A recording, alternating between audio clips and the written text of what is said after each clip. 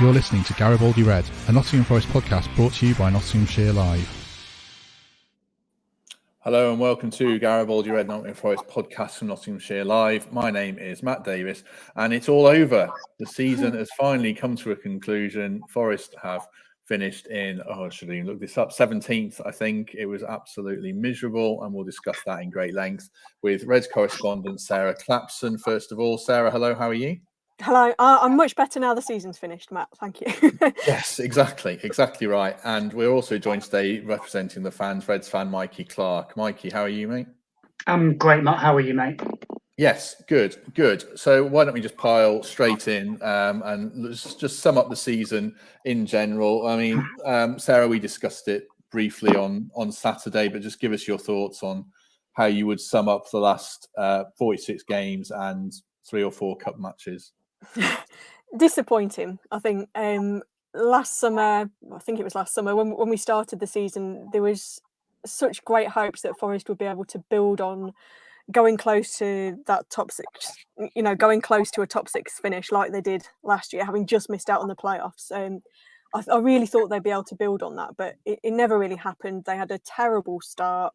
Obviously, changed manager. Chris Hughton came in, stabilised the ship, kept them up.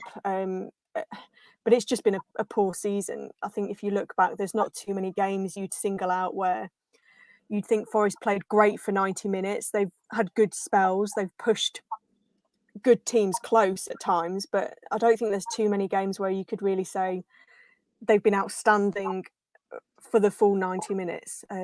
It's generally just been pretty poor, and I think the best you can say is that it's over and done with, and we can all move on and hopefully look forward to better times and a better season. Would you be equally as disappointed, Mikey, considering, there's always a weight of expectation with Forest and they never once looked like getting anywhere near it this season? In fact, it could have actually been a lot worse than it was. So would you be as disappointed as Sarah with the whole affair? Yeah, I would. It started bad, didn't it? Big hangover from the season before, and never really recovered, if we're being honest about it. So there were times, I think, over the Christmas period, maybe a month or two either side of that, where you thought they've cracked it now in terms of the defensive solidity. We were getting some good results. And there was that sort of glimmer, especially when the guys came in the January transfer window. So you thought maybe, just maybe, the second half of the season might see something spectacular and us rise up the table, because it's been done before over the years from certain teams. But we never really kicked on. And the season ended with a bit of a whimper, really, like it started. So, yeah, I echo everything Sarah said. It was a really disappointing season. I think in terms of the positives from it, we now know what we need to improve in terms of the team and the way we play, and I'm sure we'll go on about that in a bit, Matt. I think everybody's going into pre-season now with their eyes open, understanding exactly where we need to strengthen on the pitch because of what's happened in the previous 46 games. I think you'd be hard pushed to find people that sort of disagree with the fact that we need to strengthen in certain areas.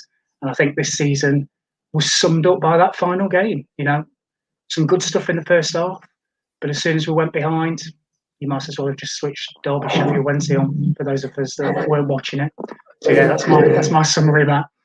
Well, yeah, I watched Derby Sheffield Wednesday. I don't mind admitting that.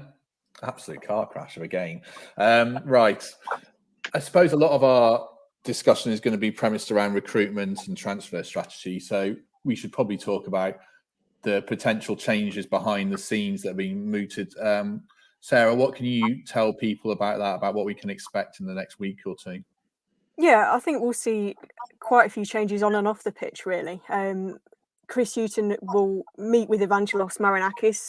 There's nothing unusual on that. It's just a typical end of season meeting, really. Sabri Lamucci had one last year to discuss what's happened over the past year. Look at what they need to do better. Look at where they need to improve. Look at the signings they need. And obviously, as part of that, there'll be a discussion about the behind-the-scenes structure, if you like, and perhaps what needs to change there.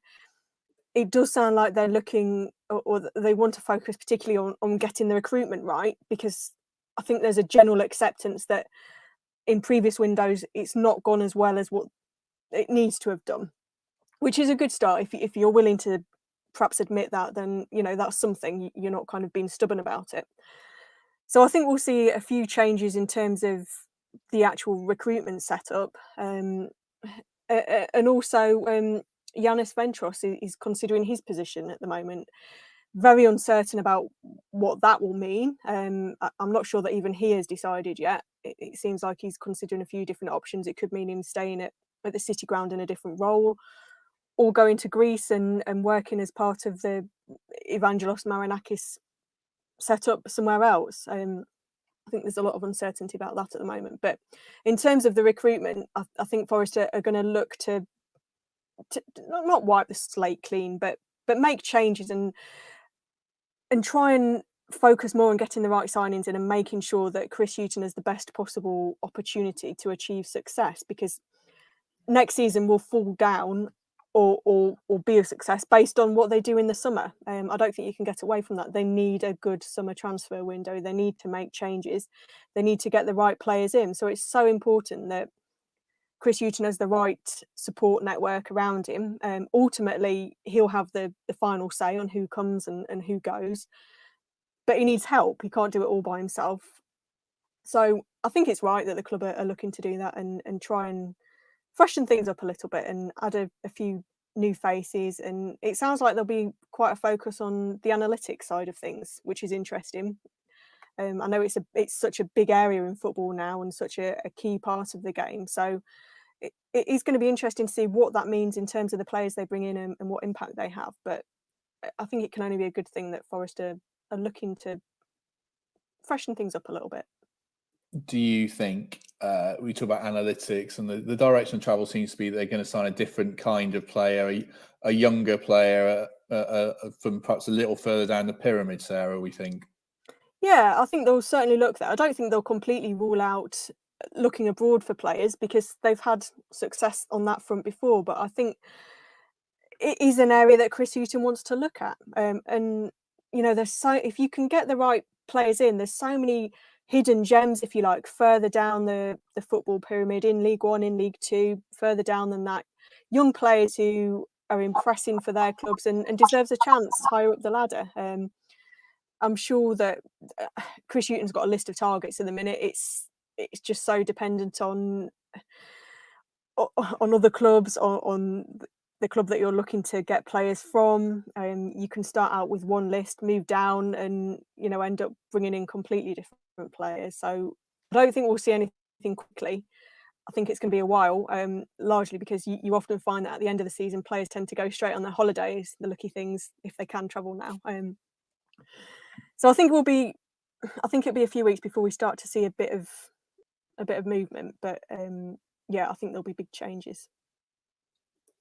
Let's go into our awards then for who we think deserves what. I suppose the obvious place to start is Player of the Season. Mikey, you can go first on that one. Who stood out for you? I guess when you ask this question in previous seasons, there's quite a lot of contenders, maybe not so much this season. But with that said, there were a few players that made a big difference when they played. I think, the actual awards have gone out, haven't they? I think Forest tweeted Worrell and Mighton for the Young Player of the Year. And that's something I wouldn't disagree with. So I think Joe Worrell, head and shoulders above pretty much anyone else, if I'm being honest. And I did give this a lot of consideration. But really, I couldn't think of anybody that has made the impact that he's made. It was telling that when he was out at the start of the season, I think he had a foot injury or something, I can't remember. But we were all over the shop. If you remember, we were letting in 2-3 goals. We were 2-3-0 down at half time in a lot of games. And he came back in, and almost all of a sudden, there was that sort of calmness that he exudes in his play. And also, with not having fans there, you could hear him scream every 5 minutes, which you didn't really hear any of the players do. And he makes such a big difference. I don't know whether it's because he's, a Nottingham lad. He has that passion for the club, which just exudes from him when he plays. But he's a really good player, a really, really good player. Certainly at this level, he makes such a difference. And the good thing is he can play on either side as well. So, when Figueiredo's in there, he switches to the left, doesn't he? And then with McKenna in there, he plays on his more natural sort of right-hand side. So for me, it has to be Worrell because of his performances and just because of the difference that he makes in the team. Our defensive record with him in it is better than some of the teams that are in the playoffs in a couple of weeks' time. And I think that says it all. So it's Worrell for me, Matt. For the people who are watching on Facebook when they're streaming live, do feel free to comment and disagree with what we're saying. And I'll flash up a few comments as we go along. Sarah, would you go down a different avenue, or is it Worrell for you as well? No, Worrell, absolutely. I don't think there's any other choice. He's been brilliant. I can't remember him having a bad game at all. He's been absolutely outstanding. And yeah, it's his leadership as much as anything, and the fact that he's a vocal presence. He's constantly talking to his teammates, constantly directing them, encouraging. I know there's a lot of discussion about who deserves the armband and who should be captain. I don't think it matters, because whether he wears the armband or not, Joe Worrell's a leader, and he just has that presence about him. And technically, he's got so much better this year than he was earlier, perhaps even last season. He's just progressed even more. I think there's a few players that I'd give honourable shout outs to. James Garner's come in and been brilliant.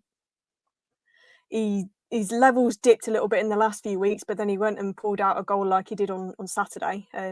But he's made a real difference in the midfield, I think. Cyrus Christie's had a good second half of the season, so I'd give him a shout out as well. He found it tough to start with, but I think the second half of the year he just kicked on, and he just looks a lot more comfortable and a lot more confident. I'd mentioned Scott McKenna as well. I think he has been really good since he came in. He's looked like he could be a great signing, slotted straight into that back line. I know he's obviously been out injured for quite a while, but I thought he made a real difference. But there's not too many real contenders. I think Joe Worrell's just so far in front of everybody else this year. If you're looking attacking wise, there's nobody really that's made a big difference, because Forest have struggled for goals. So you're looking at the players that have helped out defensively more than anything. I'd give it to Worrell as well. I'll play along with this and do the awards as well. I give it to Worrell. I think, like Sarah says, there's not really, and Mike, there's not really any other realistic contender for me. I think I give Christie a lot of credit because he was struggling badly in the first half of the season, I thought, and he's turned it around and won fans over, and that's not easy to do. But it's interesting reading your piece, Sarah. It was really good. I'll drop it in the comments after, about Worrell's progression from Dagenham to where he is now in terms of leadership.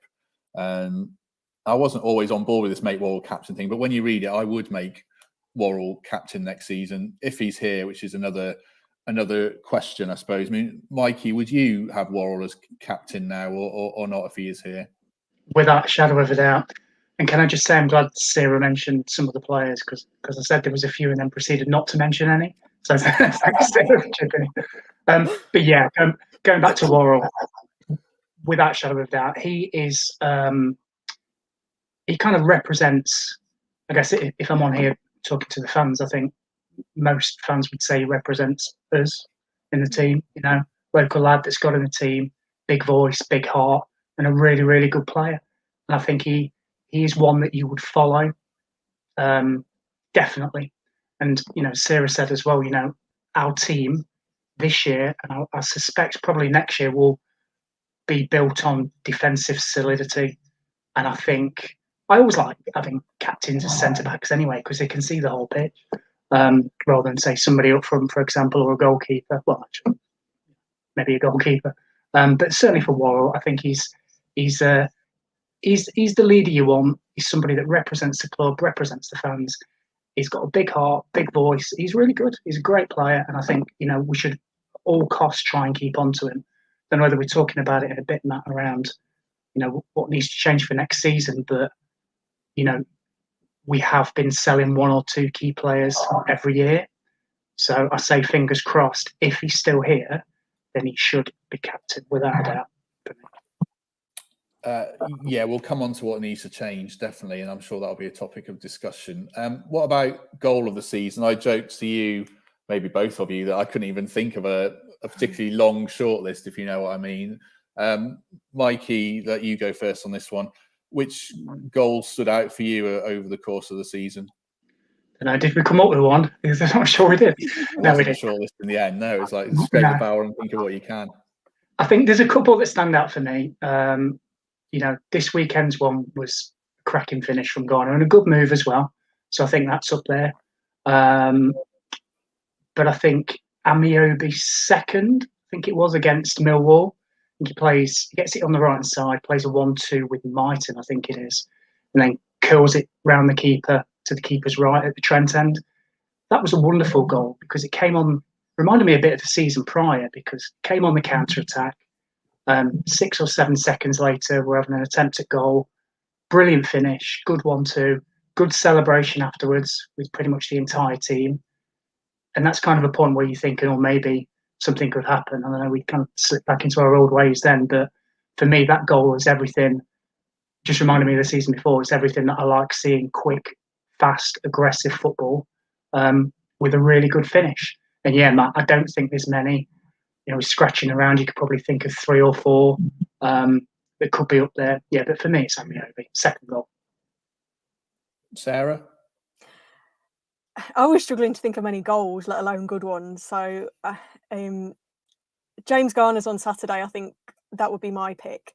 But there was also, and it's another Garner one, was it against QPR? His free kick where he wasn't quite sure if it was a cross or a shot on goal, but that was a brilliant strike as well either way. So 1 or 2 of James Garner's, but there hasn't been many. The Freeman one, probably, the Amiobi one as well, but I'm trying to think of other good goals and really struggling. But Garner's just got such a great strike on him. He hit that ball on Saturday so sweetly and it just flew into the top corner. Absolutely brilliant. So that would be my pick. Yeah, I could only think of 4. Freeman's meaningless one against Bristol City.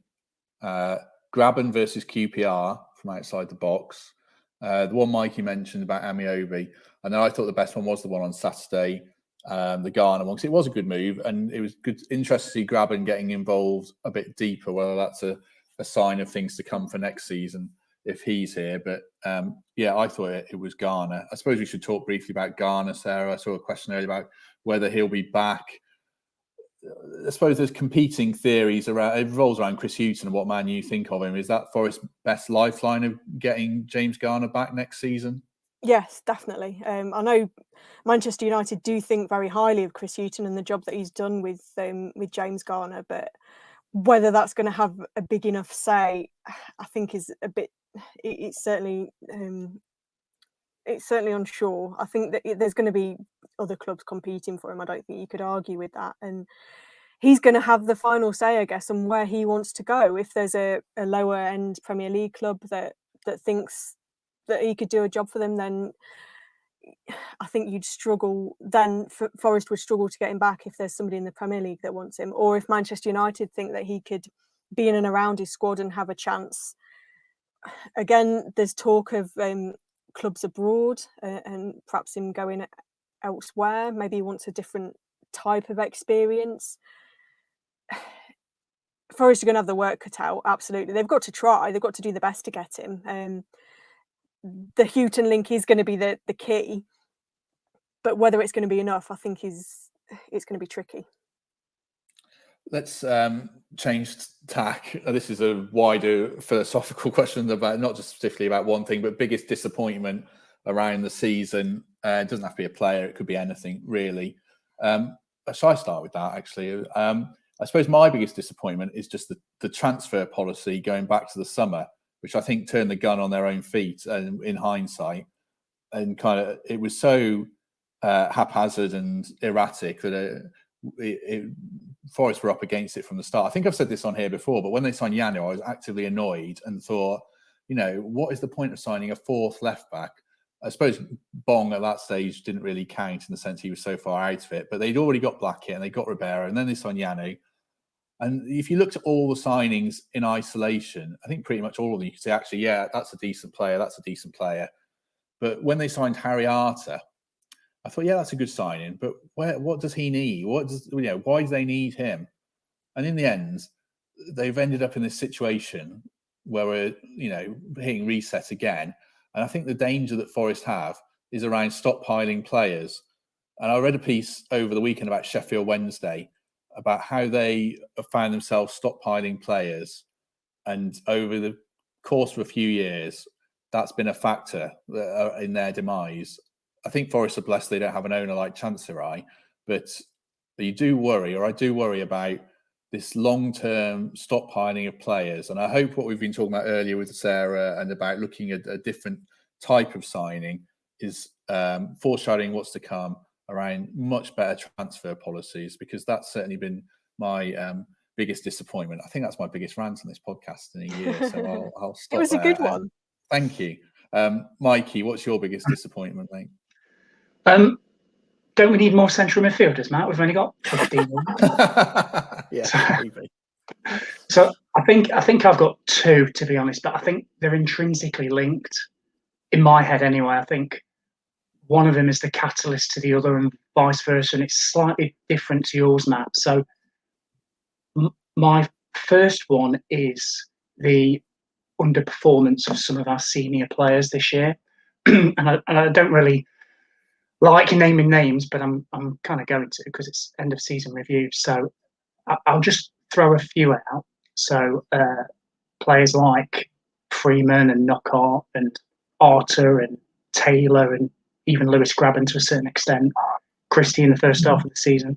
These are all players that have proven at that level, maybe not Taylor, certainly the rest of them, proven at that level that they are very, very good established players. The thing is, the argument is, should I say, are they on the downward trajectory in their careers? So Forest have always had this thing in my head anyway, that we always sign players sort of 2 or 3 or 4 seasons too late. I could probably give you, in fact, if you ask anybody, they could probably give you 10 players over the last 3 or 4 years where that is the case, going back to players like Chris Burke and people like that. We always seem to get them in just as they're on the downward trajectory. And the thing is, when you bring 1 or 2 players in like that, you can almost find that blend, and it's not necessarily noticeable. But when you bring 4, 5, and 6 people that are potentially 30 or older, not as good as they once were, even sort of 12 months ago, it's really, really noticeable. And so I'll just pinpoint 1 or 2 things. So Knockhart, when I've seen Knockhart play against Forest, I used to hate watching him play because he destroyed us. So whether it's for Brighton or Fulham, every time he got the ball, I thought, oh God, he's going to take on our fullback, whip the ball in. But when he signed for Forest, I thought, okay, is he peaking as a footballer? 28, 29. I think he's 29. And it was evident from maybe the first few games that just doesn't have that spark anymore. And I guess the same with Harry Arter, and the same with Luke Freeman. Every time I've seen Freeman for Bristol City, when they used to play him wide, not necessarily in behind, he was the best player on the pitch for them all the time.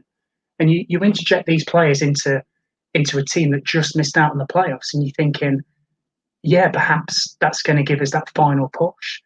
But what became pretty evident is that the blend just wasn't there and it didn't work. So, the question has to be asked, especially with the loan players, are these players that we want to return, or should we, as you said, Matt, be looking at, and it's not just all about age, but should we be looking at slightly younger players in maybe lower divisions with something to prove, with a bit more energy, a bit more pace, because we don't really turn defenders these days, do we? It's all in front of them. So that's a big thing for me. Maybe too many senior, in brackets, professionals coming in at once, upsetting the blend of the team, with a sort of lack of pace in the team was absolutely evident. That's one. And I guess the second thing as well is the pragmatism of the manager.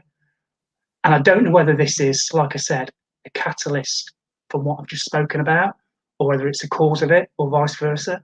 So Chris is a pragmatist by nature. We've seen his sides in the past, his Newcastle side, his Brighton side. It's almost like for like what he's done this season. And you've got to remember as well is Chris has had 90% of last season. So I think he came in after 5 games. So we had 40 odd games. And what I saw on Saturday, I saw pretty much in the first month, which is like for like changes, very pragmatist approach, and not necessarily trying to do anything more creative or slightly different. Now, I guess the question is that because of the personnel that he's inherited? Because he can't, because they're all the same, like I said, certainly on the front line, for example? Or is it just his remit was, I'm going to keep these guys up, I'm going to get them one of the best defensive records in the division, which he did, and then in the summer, I'm going to get my own players in with a bit more youth and exuberance, and then you'll see what he's done in the past with Newcastle and Brighton in particular. That second season, that third season, is where he's really stamped his authority. So I'm really hoping, fingers crossed, that that's the case. But yeah, my biggest disappointment is just our style of play and the output of some of our senior players. Sarah, what would you add to that? Anything different, or would it be something similar for you that's been disappointing? I guess it's probably linked to what you've both said, really. It's that Forest, linked to the recruitment and the performance levels, it's that Forest didn't kick on from last season. I really thought when they got so close to being in the playoffs that they'd be able to build on that this year. And I know there obviously was a hangover, and there was all the big changes in the summer, and they haven't gelled as a team. I think that's probably some of the factors around that, but I really expected them to do better and to be up there challenging again, and to build on what they'd put in place, because there was something there. They had last year, particularly, the team spirit was just so good, and that carried them a long way. And I really thought with some of the players they brought in the summer, there was too many, but I thought some of the additions they made would allow them to build on that and really have a good go. And they didn't. I think that's probably the biggest disappointment, that they've ended up. They were scrapping around the relegation zone for a little bit, and then the season just petered out, and it was just pretty dismal at the end. And also, I'd add to that just the general disappointment of this season of not playing in front of fans. It's been utterly awful. It's been so soulless, and it's something that you wouldn't want to repeat. I really hope that fans are back in from the very start next season, because it's just not the same. It's awful playing in front of empty stands. It just doesn't mean the same. The atmosphere is not the same. I think you can tell from some of the players out there on the pitch that it affects some more than others. It has an impact on some results more than others. If you're in a difficult spell as a team, it's hard to try and get out of it if you haven't got the fans behind you, encouraging you, trying to get you over the line. I'm not saying that it's not an excuse. It's not it's not the whole reason behind why Forest have done so poorly this year, but it's something that I think they would have done better if supporters had been in the stadium. So if I was to press you for a mark out of 10, since you have to give player ratings every week, a mark out of 10 for the whole season, Sarah? Probably a 5 or 6, 5.5 in between the two. I just think there have been some positives, the defence particularly. There have been games where they've done well. There have been games where they've been pretty close to the teams at the top end, but they're not where you would want them to be in the table. Yes, they've stayed up and they've avoided being on that mad final day relegation showdown. That was a positive, but I think should do better than what they have done. I would have expected them to be higher up the table. So for me, it's quite a fairly low mark, I think. And in terms of player cards right style, Mikey, would you go higher or lower than a 5.5? Matt, I've gone a bit lower. I've gone 3, right? Gosh, I thought I was being harsh. The reason I say that is very much what Sarah said. I think not having fans there, a lot of games have felt like testimonial games, but that's not necessarily the club's fault. Before I tell you why I said 3, can I just say, those last 20 minutes on Saturday, that would not have happened if fans would be there. I think we put one cross in the box. Just wouldn't happen, because you get fans roaring the team on or shouting at them or whatever, and plus the impact that it has on the opposition, they'd naturally drop deeper. It just didn't happen. It's just a constant sort of. You could switch on any game this season and not know necessarily what minute it was or what the score was, because the tempo has just been, other than maybe the odd 10 minutes, it's just been flat because of the fans not being in there. But my 3 is not because of that. My 3 is because there's just been almost no redeeming features about the season other than we've stayed up and we didn't do a derby on the last day and be dragged into that. I think I'm hard pushed to think of any real games I've really, really enjoyed. Maybe the QPR game for 20, 30 minutes. That was good. But blimey, over the course of 9-10 months, if I'm picking out 30 minutes, it's not great. So I'm going to say 3, just because we did the bare minimum, Matt. That was it. If people put numbers in the columns, I'll flash a few up just for a quick straw poll, see what people say. I think it might be more like Mikey's number here than Sarah's. I was torn between 4 and 5 because I think they were in danger of being a bit like Derby at one stage. They could have got, maybe not that bad, but they did do the job and stay up. I think the entertainment factor's a big thing. And I think from what Nathan Tyson was saying on here last week and Colin Frey about the lack of crowds and how that influences games was quite interesting. Away teams now or home teams don't feel the pressure of the crowd to actually go out and attack. I've seen a lot of games when it's 1-0 and they're deathly dull because teams will just sit even more than they would do before.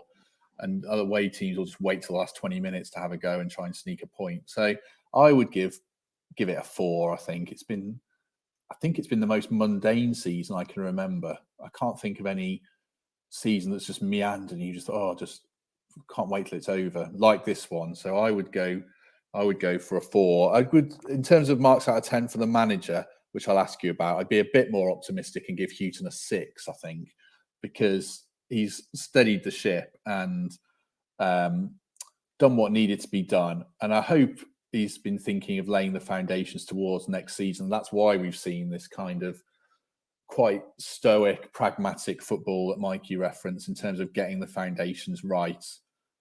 And if Forest do build on that solid back 4 next season, I think Houghton's actually done a pretty steady job this year. And we all have been clinging to this second season syndrome, which is quite reverse for Chris Hughton compared to the rest of football, where he does seem to find another gear. So I'm hoping that's the factor behind it all. And I would give Houghton a solid 6 and hope there's better to come. What about you, Sarah, for the manager? I'd go with a 6 as well. I think he's done what he needed to do. He kept Forest up and he steered them away from danger. There's something to build on. I think he's put setting that, making Forest hard to beat and getting a solid defence in place is giving them a foundation. Now it's all about what he does beyond that.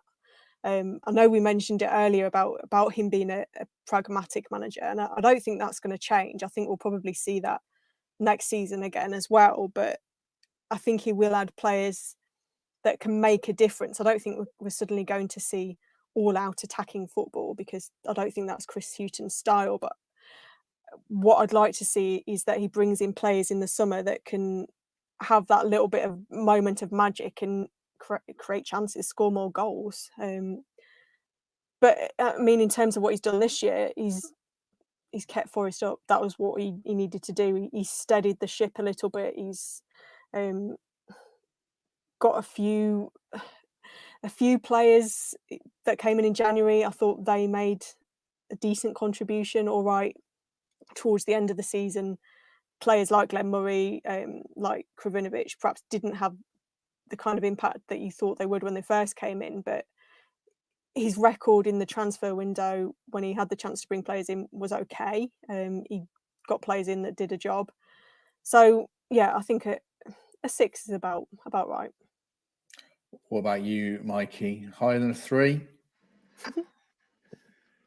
Question is, do I bottle it and raise my score, or do I go for somebody? No, stick to your guns, mate. Go. Okay, I've given him a 4. Right. So my thinking behind this is that Chris obviously stabilised us, but there was only 5 games gone, and I keep going back to this, he has had 90% of the season. And like I said, I didn't see anything different in the last month that I saw really in the first month. However, we are in the Championship next season. He has had time to have a good look at players, and his track record. And I know people say he did it years ago, yeah, but until he stops doing it, that's his track record. So his track record suggests that in the second season and third season, when he gets his own players, his team will move on. So yes, I'm giving him a 4, just because it was really dull this season. Too pragmatic for me. Didn't change it enough. But he's done the bare minimum and the basics, which has given him time this pre-season to do what he needs to do. So I'm positive, I'm optimistic, although it may not sound like I am. But I just think I'd be surprised if a lot of fans don't agree with what I'm saying. To be honest, it hasn't been. You don't go to bed on a Friday night and think, "Oh, Forest are playing at 12:30 on TV on Saturday. What a great game that's going to be." You just think, "Oh, we might get a 0-0 or a 1-0." I don't want to see that next season when the teams when the fans come back into the ground. It needs to be, certainly at home, a little bit more adventurous. So that's where my 4 comes from. Maybe being a bit slightly harsh, be interested to see what everyone else thinks. So that leads us into next season then, I suppose. And Sarah said about what comes next. I mean, if you were to have a blank canvas, Mikey, what needs to change to get Forest to where they need to be within a reasonable budget? Oh, great question. Okay, so we mentioned earlier on about the defensive stability being better than some teams in the playoffs. So logic tells you don't really need to change much of that. I think the only challenge will be if we do have to cash in on Worrell, whether they bring somebody in a bit more experienced than Lloyd can be, so because I'm not sure Figueiredo will stay around. Other than that, I think the back 4 makeup, whether we get Christie back or not, I think it's there or thereabouts. The way of playing, the wingers tuck him back in. It's the way Chris Hughton plays. No worries really about the sort of back end of the pitch. I think the front 4 all needs change, every single one of them, in my opinion. So, we've scored 37 goals, I think it is, this season. I think only Derby have scored less, and they're terrible. So that tells you something needs to change. And it's not just about that front 4 as well. The midfielders need to chip in, the defenders need to chip in, but I guess it all starts with a bit of creativity up front. So I guess my wish list would be get some more creativity and youthful exuberance in that team. And the good news is we've kind of already got a couple of those players. So Brennan Johnson's coming back. He's done brilliant in League One. Get him in the team. I think I said to you, Matt, I would have had him in the team in January. Never mind next year. Get him in the team, absolutely. There's a little lad called Carvalho who I know gets little mixed reviews from fans. Some people think he's brilliant. Some people are just, don't get him at all. I'm kind of on the fence a little bit with him, but I tell you what, I'd rather see Carvalho in the number 10 than Cafu, for example. So I think he should be given a chance. And I think, Alex Martin, another year on, he's shown this season he's very useful and will only get better, which enthuses me. We probably need somebody on that other side, because it sounds as if Amiobi's leaving. Lolly, I'm not sure is going to be fit for next season. And I think the strikers, that's the key thing for me, like the strikers. Let me just take you back to Billy Davies, and everyone loves him. His first spell in charge of the team, his first full season, he put together 4 strikers, if people remember. We had Blackstock, Earnshaw, McGoldrick, and Adibola. And they were all different. So Blackstock was, tall, ran the lines, great in the air. Earnshaw was that box-to-box poacher, in the box, sorry. McGoldrick dropped deeper, and he's been doing that at Premier League level since then, other than poor Sheffield United, obviously. And then you had Adibola, who was almost like the option. Nothing's working, bring him on, tall, powerful lad, get the ball in the box. The manager then had options. What I see now up front is no options. So Grabban can drop a bit deeper, yeah, but what is he going to be next season? Early 30s. Can you ask him to do that all season? Has he got the creativity? I'm not sure. Maybe just for the odd game. Lyle Taylor's disappointed, and Glenn Murray looks like he's retiring. So there's no options there. He needs a complete revamp, and it has to be a revamp with options. It's no good getting 2 more Lyle Taylors or 2 more Grabbans or 2 more Glenn Murrays. That's just not going to work. We need people that are different. Like I go back to those 4 that I've just mentioned. We need somebody maybe small and quick and fast. Maybe somebody who's just a beast that we can just get the ball into the box. So it'd be really interesting to see what he does in that front third of the pitch. Because I think everything behind it, other than maybe a creative midfielder, and obviously beg Garner to come back, I think the foundations are there behind it. But yes, complete revamp in that final third, definitely. You won the fans over with your Chris Hughton comments, Mikey. You probably lost them at Carvalho, or lost half of them at Carvalho. But yeah, plenty of support for you, Mikey. There's even a question for you specifically, as which we don't get for guest fans very often. So I'm going to ask you it from Yvonne Wilson, who's a regular viewer. Yvonne, hello. What do you think about Knockaert, Mikey? Oh, thank you. What do I think about him? He's again, it's just a player we've signed too late. He's not one that I think I'd bring back. I think he was brought in because Chris wanted people he could trust. So that's why, Bond got in the team. That's why he brought Glenn Murray in. And obviously Knockaert as well. He's been with them for years. He knows what they're all about. He can trust them.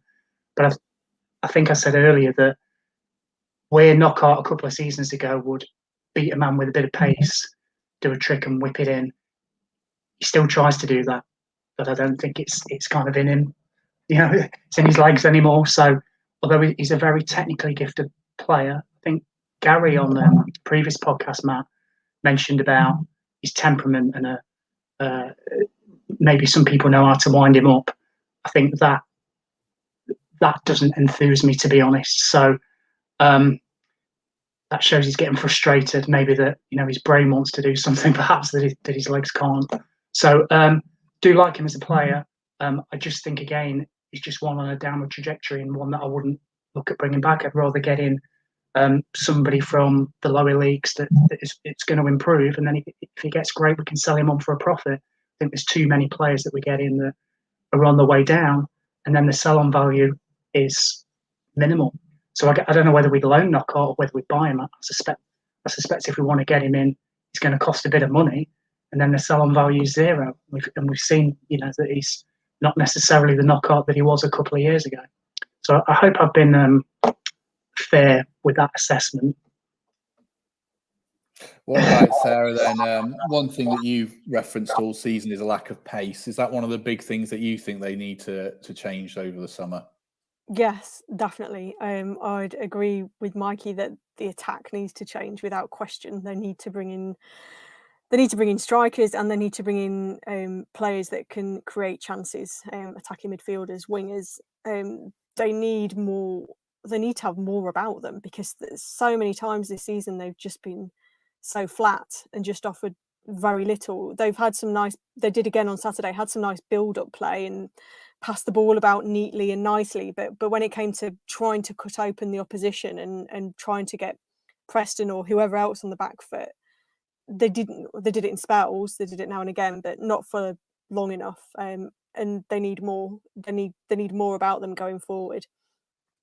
So I think that's the main area that they're going to focus on in the summer. Depending on who goes, I think defence probably, like we said, it is near enough. It doesn't need too many changes. It will just depend on if anybody leaves or if new contracts don't get signed. But they need to add more flair, more creativity, more pace. Yeah, they just need a big overhaul up there, and it's going to take a fair bit of work, I think. Yeah, I agree. I think if your buzzword's pace, mine would probably be dynamism. I think it's all too static. I hope they can change that in the summer. And I think, like Mike said, Brennan Johnson's going to be an important factor in that, I hope. And maybe Tyrese Forner, have a look at him, a defensive midfielder who's done well at Plymouth. But I think they just need something. They need a spark out wide and certainly up front. So I think those will be the big things they need to change. Someone to stretch teams as well. I mean, Taylor didn't do what I thought he would. I thought he would be stretch teams, stretch back fours, and be a bit of a battering ram, and he wasn't really that. So hopefully we see that from him next season, or maybe they bring someone in. But like Mike said, I think the foundation's there with the back four, and I would be happy for them to bring Christie back. So hopefully there's something to build on there. I'm just going to read out a list of people then that I sent to you both, and we'll just go through these yes or no in terms of if we want them to be back next season, and then we'll finish with hopefully some reasons for optimism. We'll talk about the out of contract players and those who are on loan. So Sarah, I'll throw the list at you. This is a yes/no one, Sarah. I don't like these ones. Yeah, I struggle with those. Yeah, I know you do. Yeah, that's why I'm going to start with you. Thanks. Yes or no? Back at the club in any capacity. Knockaert. Is this who I want? If I want them back, or if I think they will be back? You want them back. Knockaert, no. Krovinovic. No. Freeman. No. Christie. Yes. Ribeiro. Yes. Amiobi. Yeah, I think so. Sambasau. Yes. No. Dawson. Not in a playing capacity, but in some other role. I'll give you that qualification. Thanks. Glenn Murray. No. I didn't ask about Garner because I was going to assume that everyone wants Garner back. So, Mike, I'm going to throw the same list your way, and then I'll rattle through it before we turn our attention to finishing the podcast. Knockaert. No. Krovinovic. No. Freeman. No. Christie. No. We'll come back to that. Ribeiro. Yes. Amiobi. No. Sambasau. No. Dawson. Same as Sarah in a other capacity. And Glenn Murray. No. So I'll just rattle through the list, and then I'll follow up on Christie with you, Mikey. So I would say no to Knockaert, yes to Krovinovic, no to Freeman, yes to Christie, yes to Ribeiro. I would say yes to Amiobi, and then no to Sau. Same answer for Dawson as the other guys, and no to Murray. So I'm probably a little bit more optimistic or generous there, I suppose would be the word. So, Mikey, what about Christie was the interesting one from you there. How come you don't want Christie back, and what would you be looking at as a right back next season then? Yeah, this was the one that I was 50-50 over, and I only decided maybe 5 minutes before we started this. So I can understand, especially from his second half of the season, he's been all right. He's been good. Certainly improved, and he's been part of that back four that we said has done really, really well. The only reason I wouldn't bring him back, in fact, there's a couple of reasons. One is because I think he's got a year left of his Fulham contract. So I think he's out of contract, but they've got a year option, which obviously they'll extend because they try and get some money for him, I would have thought. So he's going to cost a lot, whether that's a loan fee or permanent. Plus, we've got a couple of really good right backs that have been chomping at the bit for a few seasons now. So we've got obviously Jordan Gabriel. I think Richardson's still in the books as well. So I'd really like one of them to be given a chance. Certainly Gabriel, because every time I've seen him, I do watch a bit of the lower leagues. He really impresses me. He's quick. He's like a young Christie. He's quick. He's very aggressive for a fullback. Gets forward loads. So I think if they can, iron out some of his deficiencies, and I think the idea was maybe he was to start this season, because I think if you remember, he was in the team, and then he quickly went out on loan. So I suspect they saw he wasn't quite ready. So now he's had his loan spell for a year.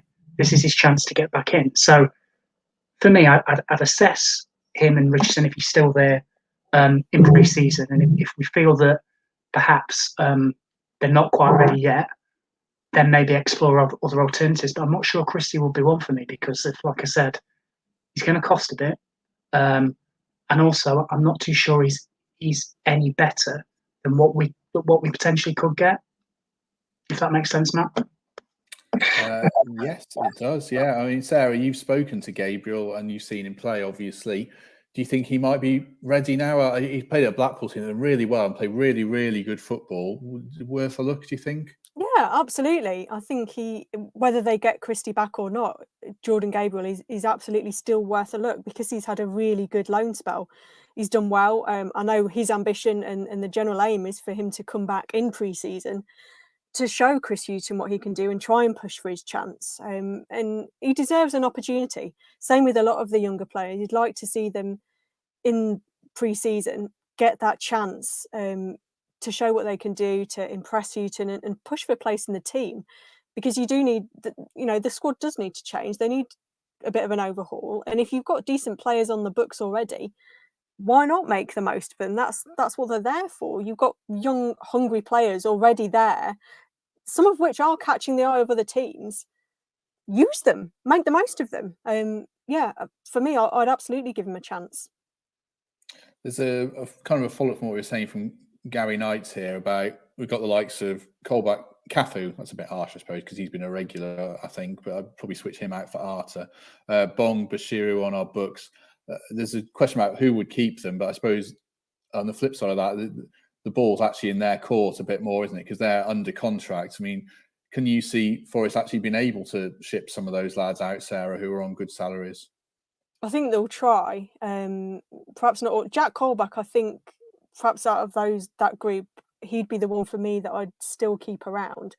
He hasn't played a lot, but he's been on the bench a bit, more so than others, more so than the likes of Bashiru and Arta. I don't think there's too much question that if they can, Forest will try to move those two on, and they might have a bit of trouble, but they haven't really been, the second half of the season particularly, they've not really been involved at all.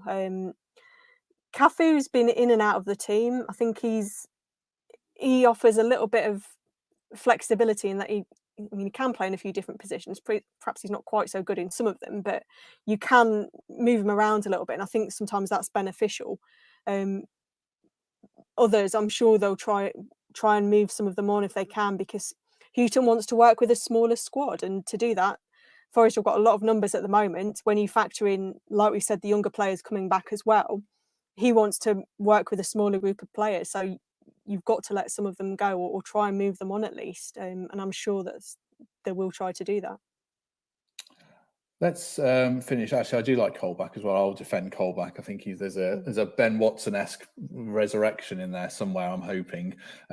Let's finish by looking ahead to next season then and see if there's any optimism in the camp here. I mean, Mikey, you're a diehard Reds fan.